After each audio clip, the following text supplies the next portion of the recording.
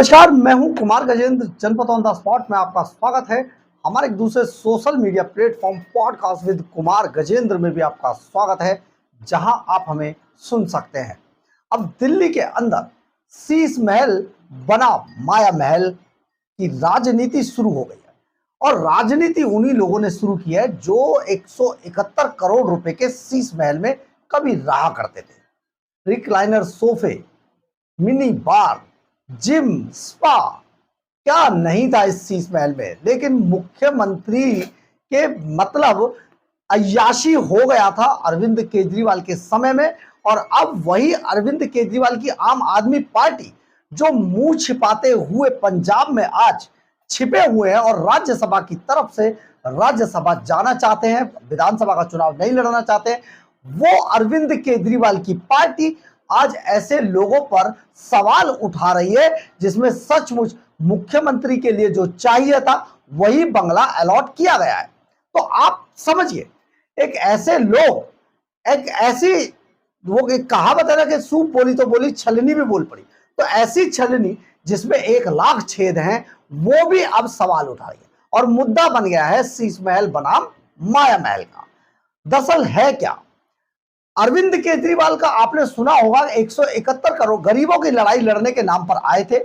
बाद में उन्होंने खुद अपने बयान में हर उनका उनका जो गूगल है उस पर आपको मिल जाएगा उनका बयान, उन्होंने सब में कहा था कि मुझे 2 कमरों का फ्लैट चाहिए। बाद में 171 करोड़ रुपए के बंगले में वो रह रहे थे, खुद बनवाकर पीडब्ल्यूडी ने बनाया था, और पीडब्ल्यूडी के मिनिस्टर सत्येंद्र जैन हुआ करते थे। तो ये जब बड़ा घोटाला हुआ, इसके बाद अरविंद केजरीवाल को अपनी सत्ता गंवानी पड़ी दिल्ली के अंदर।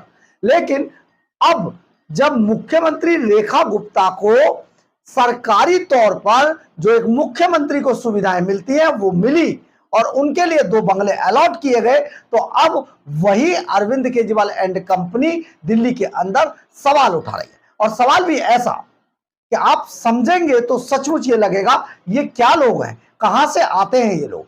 सवाल है कि अब मुख्यमंत्री रेखा गुप्ता अपने लिए माया महल बनवा रही है। दरअसल है क्या, मुख्यमंत्री रेखा गुप्ता अपने अभी तक शालीमार बाग स्थित अपने पैतृक घर के अंदर ही रह रही थी, लेकिन बार बार उन्हें कहा जा रहा था कि उन्हें बंगला लेना पड़ेगा, क्योंकि लोगों को शालीमार बाग तक जाने में बहुत दिक्कत होती थी। ऐसे में किसी मुख्यमंत्री को ऐसी जगह पर लाया जाता है जहां पर के एक तो सुरक्षा का खासा इंतजाम रहे, दूसरा उनके जो पब्लिक है वो किसी सेंट्रल प्लेस पे आसानी से पहुंच सके। तो आप समझिए, राजनिवास मार्ग पर रेखा गुप्ता को 1/8 और 2/8 नंबर के 2 बंगले अलॉट कर दिए गए। ये 2 बंगले दरअसल क्यों अलॉट किए गए, इसके भी बारे में सुन लीजिए आप। एक दरअसल है क्या, जो मुख्यमंत्री होती हैं उनको एक जो बंगला है वो उनका रेजिडेंस होता है, और दूसरे बंगले को कैंप ऑफिस बनाया जाता है, यानी कि उसमें उनका एडमिनिस्ट्रेटिव स्टाफ बैठता है। तो यही बात अब आप यहां पर ये ऐसे समझिए, देखिए, जो मुख्यमंत्री शीला दीक्षित थी, पूर्व मुख्यमंत्री शीला दीक्षित जो थी, उनका जो बंगला था AB17 मोतीलाल नेहरू मार्ग, जिसमें के मनीष सिसोदिया बिना कुछ हुए भी रह रहे थे, तिहाड़ जेल के अंदर थे, तब भी उनका परिवार रह रहा था। इसके बाद आतिशी मार्लेना रह रही थी, और इसके अलावा वो शीश महल को भी कब्जा कर रही। इतना ही नहीं, जो राघव चड्ढा है उसने तो सुप्रीम कोर्ट तक बंगला लेने के लड़ाई लड़ी, और अरविंद केजरीवाल आज भी अवैध तरीके से अपने राज्यसभा सांसद के बंगले में रहते हैं। मनीष सिसोदिया अवैध तरीके से अपने राज्यसभा सांसद के बंगले में रहते हैं। ऐसे में बड़ी बात यह है कि जब ये लोग चोरी से सांसदों के बंगले में रह रहे हैं, सोचिए, ना कोई MLA है, ना किसी तरीके का कोई पद है, फिर ये बंगलों में रह रहे हैं, तो रेखा गुप्ता पर सवाल उठाना सचमुच ऐसा लगता है कि जैसे ये लोग केवल और केवल सवाल उठाने के लिए ही बने। तो अब बड़ी बात यह है, जब रेखा गुप्ता को एडमिनिस्ट्रेटिव तौर पर 2 बंगले ये अलॉट हुए और इन्हें CM हाउस के तौर पर तब्दील किया जा रहा है, तो ऐसे में अरविंद केजरीवाल एंड कंपनी सवाल उठा रही है। दरअसल आम आदमी पार्टी के किराड़ी से विधायक अनिल झा ने इस सवाल के लिए प्रेस कॉन्फ्रेंस की, और प्रेस कॉन्फ्रेंस करने के बाद उन्होंने कहा कि CM रेखा गुप्ता के लिए माया महल बनाया जा रहा है। तो ये जो अनिल झा है ये पहले भारतीय जनता पार्टी में कभी हुआ करते थे, बहुत बोला करते थे, बाद में भारतीय जनता पार्टी ने इन्हें निकाल दिया। आजकल आम आदमी पार्टी का दामन थामे हुए हैं और यहाँ पर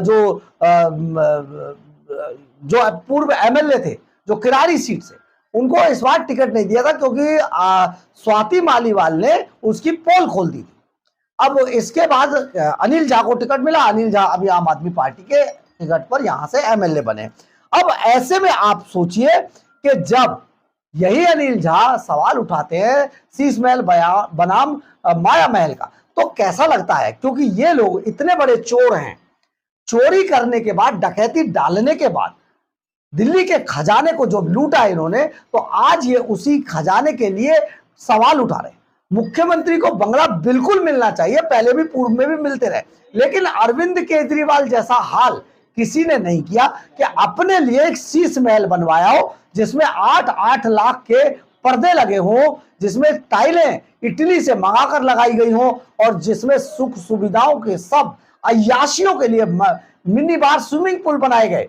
तो ऐसे में अरविंद केजरीवाल एंड कंपनी अगर गरीबों का पैसा लूटकर और गरीबों के पैसे पर जो कहते थे 2 कमरों के फ्लैट में रहेंगे, वो अगर शीश महल बनाते तो सवाल उठना लाजमी था। लेकिन अगर कोई मुख्यमंत्री को एडमिनिस्ट्रेटिव तौर पर बंगला अलॉट होता है और उसको उनके सीएम के बंगले में तब्दील किया जाता है, तो इस पे सवाल कैसा। आज जितने भी मुख्यमंत्री हैं उन सभी को बंगले अलॉटेड है और इसी तरीके के बंगले अलॉट किए गए। तो ऐसे में बड़ी बात यह है कि आखिर ये सवाल क्यों उठाया जा रहा है। आम आदमी पार्टी का सवाल यह है कि ये जो बंगले हैं ये भव्यता की पहचान है और गरीब विरोधी नीति का परिचायक है। तो आप सोचिए, क्या भव्यता की पहचान शीश महल नहीं था? 171 करोड़ रुपए का एक आदमी जो कह के आया था मैं 2 कमरों के फ्लैट में रहूंगा, अगर वो रहे तो भव्यता की पहचान तो ये है। इसके अलावा कहते हैं कि जो झुग्गी झोपड़ियों पर बुलडोजर चला रहे हैं, रेडी पटरी वालों को उजाड़ा जा रहा है और खुद अपने लिए बंगलों में रह रहे हैं। तो ये तो बहुत अच्छी बात है, दिल्ली से रेडी पटरियों को उजाड़ना, झुग्गियों को हटाना बेहद जरूरी है, क्योंकि इन्हीं झुग्गियों में रोहिंग्या और बांग्लादेशियों को भरा गया है और अरविंद केजरीवाल एंड कंपनी अपने लिए वोट की तरह इन्हें इस्तेमाल कर रही थी। इसके अलावा ये सभी भारत के नागरिक नहीं है, तो ऐसे में लोगों को निकाल कर इनके देश में भेजा जाना, ये तो नीति गृह मंत्रालय की है। तो ऐसे में अरविंद केजरीवाल अगर इसमें या उनके लोग सवाल उठाते हैं तो ये बहुत ही नाजायज वाली बात बनेगा, क्योंकि ये एक नाहक की बात, शीश महल बनाम माया महल जो शुरू हुआ है अभी, हालांकि ये कई दिनों तक चलेगा, अभी काफी दूर तक जाएगा, लेकिन सबसे बड़ी बात यही है इसमें कि अगर अरविंद केजरीवाल कहकर आए थे कि मैं 2 कमरों के फ्लैट में रह लूंगा और वो 171 करोड़ रुपए का बंगला खुद बनवाते हैं, उनका पीडब्ल्यूडी मिनिस्टर बनवाता है और वो खुद अय्याशी के साथ वहां पर रहते हैं, पेंटागन की तर्ज पर बनवाकर बंगले के अंदर, इससे ज्यादा शर्मनाक कुछ नहीं था। लेकिन आज यही खुद से शर्मिंदा होने वाले लोग, जिनका अपना जो पार्टी का मुखिया था वो शर्मिंदा होकर मुंह छिपाता हुआ घूम रहा है, वो लोग अगर आज मुख्यमंत्री के, किसी भी मुख्यमंत्री के बंगले पर सवाल उठाते हैं तो सचमुच ये बेमानी सा लगता है। और लोगों को, दिल्ली की जनता आज अरविंद केजरीवाल और उनकी पार्टी पर हंस रही है, इसके अलावा हरियाणा की जनता हंस रही है, इसके अलावा पंजाब की जनता हंस रही है, इसके अलावा पूरा देश हंस रहा है इन लोगों पर कि इनसे तो सवाल इसलिए पूछे जाते थे कि ये सादा जीवन बिताने का और गरीबों की तरह ही रहने की बात कहकर दिल्ली के अंदर आए थे और आज ये अय्याशियों के लिए जाने जा रहे थे। लेकिन अब सवाल तो उठा है, अगर धुआं उठा है तो आग तो लगेगी, चिंगारी तो दिखाई देगी। तो अब कई दिनों तक ये मामला गरमाने वाला है, लेकिन देखते हैं इसमें भारतीय जनता पार्टी की तरफ से क्या बयान आता है। बहरहाल, अगर आपको हमारी ये खबर अच्छी लगे तो आप इसे लाइक, सब्सक्राइब और शेयर जरूर करें। कमेंट्स बॉक्स में अपनी राय जरूर लिखें, इससे हमें बहुत ऊर्जा मिलती है। जय हिंद, जय भारत।